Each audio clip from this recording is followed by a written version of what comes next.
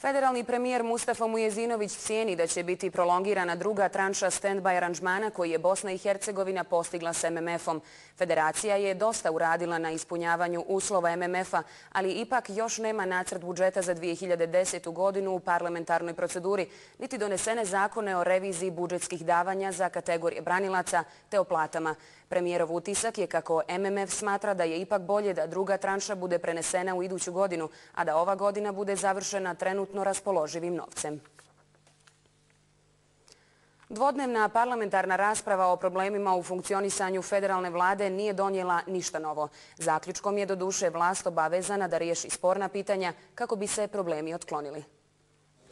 Poslanici u predstavničkom domu federalnog parlamenta prihvatili su prijedlog stranke za BiH da izvršna vlast pronađe rješenje za nesmetano funkcionisanje federacije, te da u roku od 30 dana o tome obavijesti parlament. Ova stranka juče je zatražila hitno imenovanje ministra prostornog uređenja, čije je mjesto upražnjeno nakon ostavke Salke Ophodžaša. Jedini predloženi kandidat za ovu funkciju je Haris Kafedžić. Svakog trenutka očekujem, evo već 55 dana. Kakve šanse za to ima gospodin Kafedžić?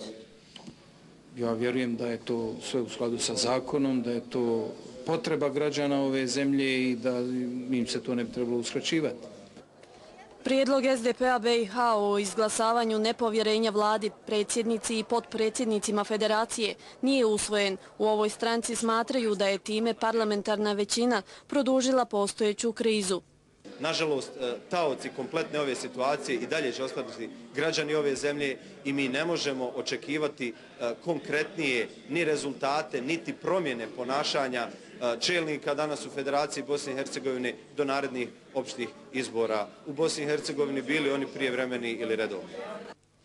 Smjena vlade ne bi dovela do blokiranja federacije jer bi postojeća vlada djelovala do izbora nove. Kadrovski sposobnije smatraju u SDP-u BiH, te ističu da je ovim rješavanje problema odgođeno, a pitanje je trenutka kada će oni ponovo doći na dnevni red neke od narednih sjednica.